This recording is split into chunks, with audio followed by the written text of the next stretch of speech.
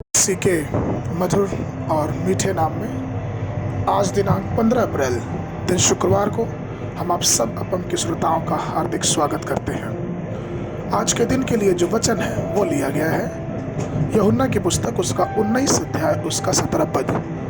वचन इस प्रकार से कहता है, तब वे यीशु को ले गए और वो अपना क्रूस उठाए उस स्थान तक बाहर गया जो खोपड़ी का स्थान कहलाता है और इब्रानी में गुलगता।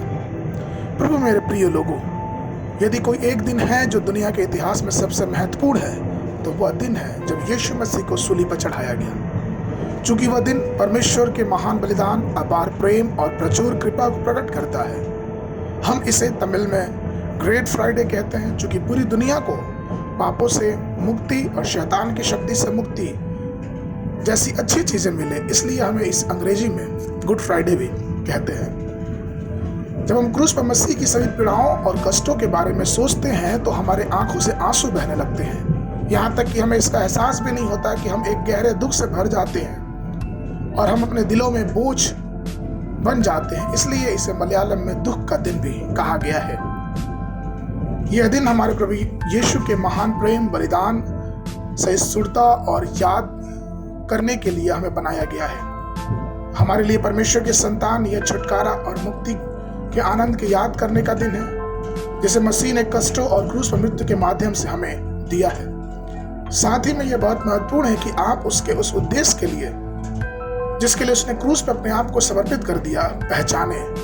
हम उसके महान बलिदान को पहचाने जिसने अपने आप के पूरे जीवन को हमारे लिए समर्पित कर दिया। प्रभु यीशु मसीह ने परमेश्वर की इच्छा पूरी करने के लिए स्वयं को पूरी तरह से आत्मसमर्पण कर दिया। वह चाहता था कि पिता की इच्छा उसके जीवन से पूरी हो, ना कि उसकी अपनी इच्छा। पवित्र शास्त्र में हमें उसे यह कहते हुए देखा है, क्या मैं अपने पिता के प्याले को नहीं पीऊंगा? इस कारण वह क्रूस उठाए गुलगता को गया जो खोपड़ी का स्थान कहलाता है और उसने अपने मुंह उस मेमने की नाई ना खोला और जो घात होने को होता है। यशायाह की पुस्तक उसका 53:207 पद वचन कहता है, वह सताया गया तो भी वह सहता रहा और अपना मुंह ना खोला। जिस प्रकार भेड़ वध होने के पहले वह भेड़ी ऊन कतरने के समय चुपचाप शांत रहती है, वैसे ही उसने भी अपना मुंह ना खोला। यदि आप अपने जीवन में परमेश्वर की इच्छा को पूरी करने के लिए स्वयं को समर्पित कर देते हैं तो आप वास्तव में अनंत जीवन के वारिस होंगे। पवित्र शास्त्र स्पष्ट रूप से कहता है मत्ती उसके 7 उसके 21 पद में, जो पृथ्वी से हे प्रभु कहता है उनमें से हर एक स्वर्ग के राज्य में प्रवेश ना करेगा, परंतु वही जो मेरी स्वर्गीय पिता की इच्छा पर चलता है।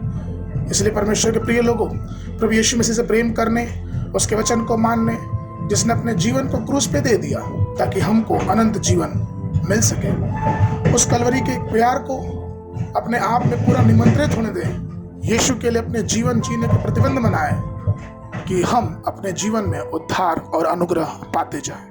आज के वर्णन के लिए जो पद लिया गया है वो पाया जाता है पहला पत्रस की पुस्तक उसका 2 अध्याय उसका 21 पद। और तुम इसीलिए बुलाए भी गए हो क्योंकि मसीह भी तुम्हारे लिए दुख उठा कर तुम्हें एक आदर्श दे गया कि तुम भी उसके चिन्हों पर चलो। बाइबल अध्ययन सुबह के समय पहला सामुएल की पुस्तक उसका 27, 28, 29 अध्याय। संध्या के समय लूका रचित सुसमाचार उसका 13 अध्याय 1 पद से लेके 22 पद तक। परमेश्वर आप सबको आशीष दे।